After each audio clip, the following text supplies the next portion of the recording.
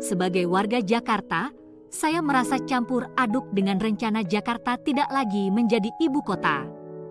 Pro, mungkin Jakarta akan lebih terbebas dari masalah kemacetan dan polusi. Namun, kontra, bagaimana dengan dampak sosial dan ekonomi bagi masyarakat Jakarta yang sudah lama tinggal di sini?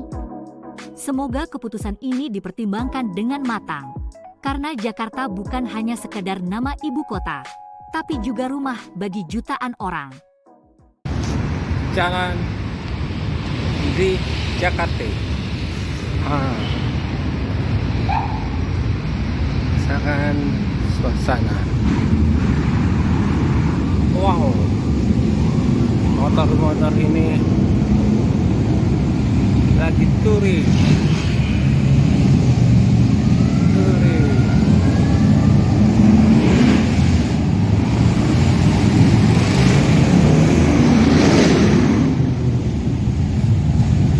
Nah, sekali lagi, permasalahan Jakarta sudah lama, tapi dalam penampilannya mungkin sudah sama kayak luar negeri, terutama di sana.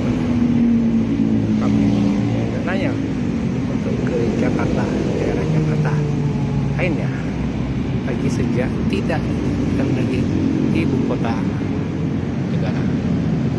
Apakah ada bantuan dari mungkin kalau step by step Jakarta mungkin tidak terlalu terlalu. Inilah konvoy Vespa, lambangkan antara kemakmuran dan harapan untuk masa depan. Menilik dari sejarah Jakarta, inilah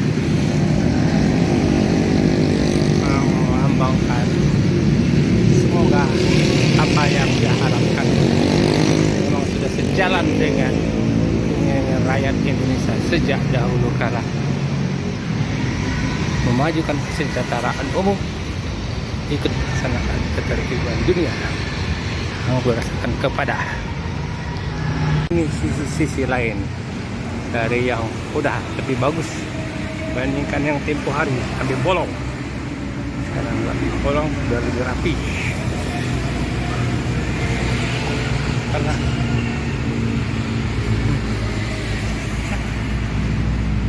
kalau melihat dari ini aksen trotoarnya, ya sudah sama dengan luar negeri. Ini pas pembangunan yang akan terus berlanjut sampai masa-masa yang ada, sampai viral.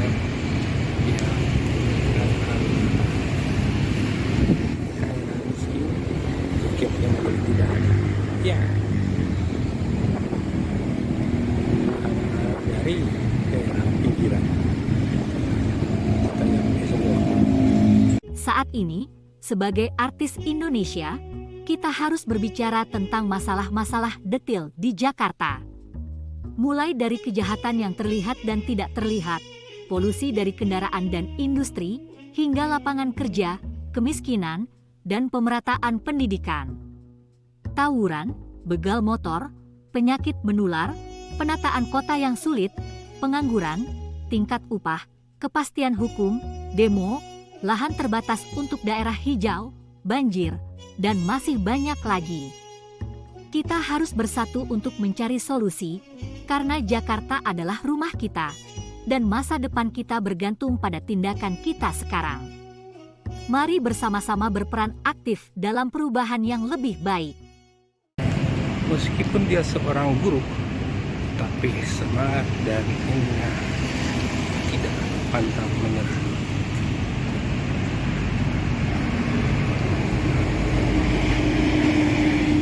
Keluarga nomor 2, bangsa nomor 1, bangsa dan negara nomor 1. Mudah-mudahan apa yang kita harapkan tidak bisa seperti bangsa ini sejak dahulu.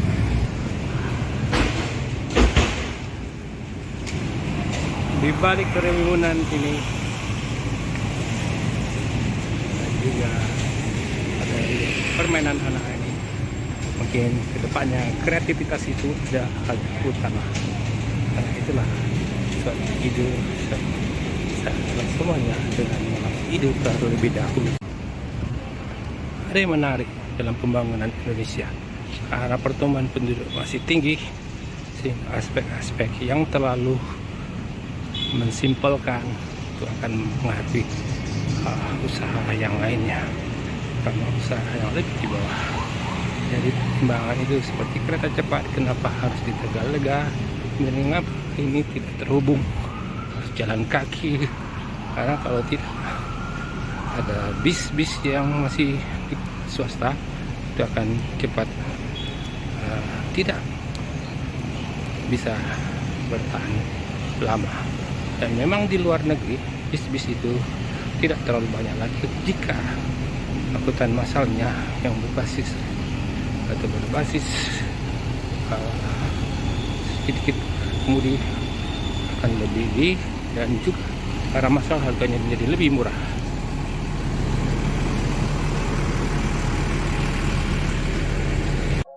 Saya percaya bahawa kita, sebagai rakyat Indonesia, mempunyai kekuatan untuk mengatasi cabaran di Jakarta.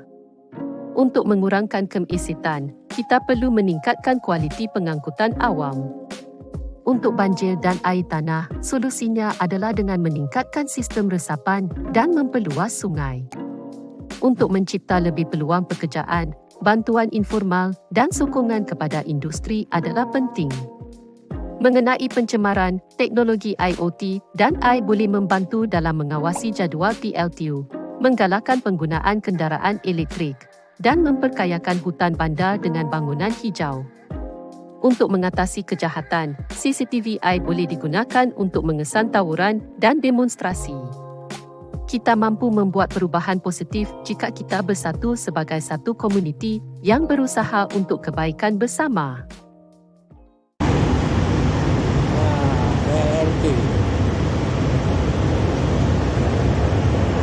Ada caranya supaya tetap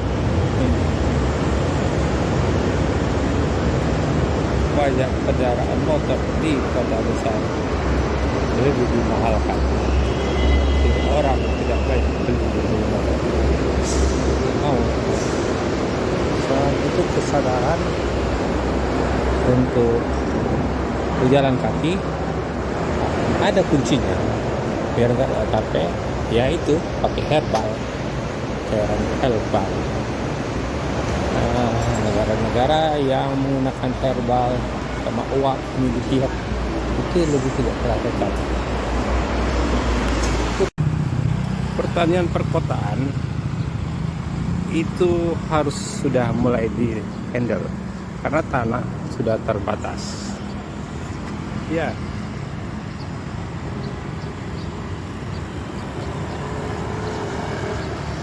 Ya, harus. Agar apa? Kayak itu tadi, sebenarnya sudah ada solusinya dengan kaca-kaca prisma dipantulkan ke dalam gedung-gedung, di mana gedung itu perkantoran, ada tanaman hidup, sayuran, buah-buahan, yang ukurannya bisa diminimisasi sehingga kebutuhan kantor tersebut akan sayuran, buah-buahan, dan masuk udara itu terpenuhi. Jadi, ayo, bisa. Tidak perlu hidroponik sebenarnya. Ya, yang penting butuh cahaya dan sering menambah tanaman dan menambah tanah itu harap, dan ya rajin menyiram secukupnya. Oke, jadi tetap memakai media tanah di dalam gedung.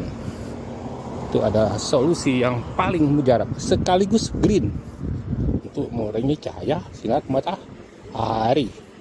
Gedung-gedung modern sudah harus seperti itu. Kasih ya, perubahan iklim harus dan harus. Jakarta harusnya sudah mempelopori hal ini, wajibkan untuk menggunakan prisma kaca, sampai harus ada tanaman hidup di dalam setiap lantai.